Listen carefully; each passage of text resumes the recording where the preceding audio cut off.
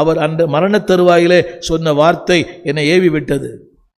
அவருடைய பாடல் எல்லாருமே இன்னும் உயிரோடு இருக்கிறது. உறக்கம் தெளிவோம், உற்சாகம் கொள்வோம், திறவுண்ட வாசல் அடைபடும் முன் நொறுங்குண்ட மனதாய் முன் செல்வார் யார்? அல்லேலூயா. கர்த்தரை ஏகமாய் துதியுங்கள், பரலோகத்தை பரிசுத்தரில் துதியுங்கள். இதெல்லாம் அவருடைய தரிசனங்கள். அந்த தரிசனத்தை மறிக்கும் போது கூட அவர் ஒருத்தர் கொடுத்துட்டு போனார். கரங்களை உயர்த்தி அவன் சொல்ல மாட்டீங்களா? மரணத்தில் ஐயோன்னு சொல்கிற வார்த்தை இல்லை, மரணத்தில் கூட ஒரு அற்புதம். நேற்று ஒரு ஊழியர் மரித்தார். பாஸ்டர் அன்புதாஸ் அவருடைய பெயர். கிருபாசனத்தினுடைய போதகர் ராமேஸ்வரத்தில். தற்செயலாக அவரை கடந்த மாதத்தில் சந்தித்தேன். தற்செயலாக அவர் சந்திக்க வேண்டும் என்கிற ஆசை எனக்கு இருந்தது. ஒரு பெரிய ஊழியர், பல முறை என்னை அவர் அழைத்திருந்தார். அவருடைய கன்வென்ஷனில், பெரிய சபை கிருபாசனம், பல முறை அழைத்திருந்தார். என்னால் அந்த தேதியில் என்னால் போக முடியல.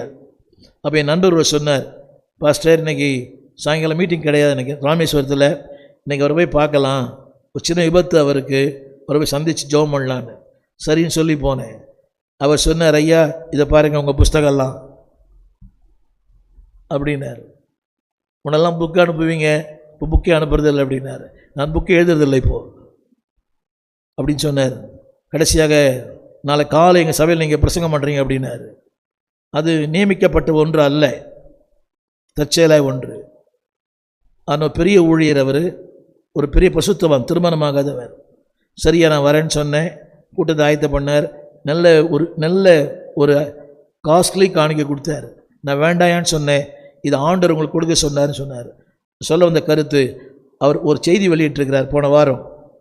நான் எப்படி மரிப்பேன், நான் மரித்தால் என்னெல்லாம் செய்யணும். அவர் சொன்னார், நான் என் மரணத்தில் பிரியாணி போடணும், கண்ணீர் அஞ்சலி ஒட்டக்கூடாது, அழக்கூடாது, துக்கப்படக்கூடாது, மரண அறிவிப்புன்னு போடக்கூடாது, கண்ணீர் அஞ்சலி வருந்துகிறோம் போடக்கூடாது, கல்லறை கட்டக்கூடாது, சூப்பர் பிரியாணி போடணும், என் காசில் இருந்தாலும் உங்கள் காசில். அடுத்து சொன்னார், போஸ்ட் ஒட்டக்கூடாது, கல்லறை கட்டக்கூடாது சொல்லி அடுத்த வாரத்திலே திண்டுக்கல்ல பேசும்போதே அவர் மரித்து போனார். இவர் தான் தேவனுடைய மனுஷன். அதை வேணா இந்த வாரம் போட்டு காட்டுறேன்.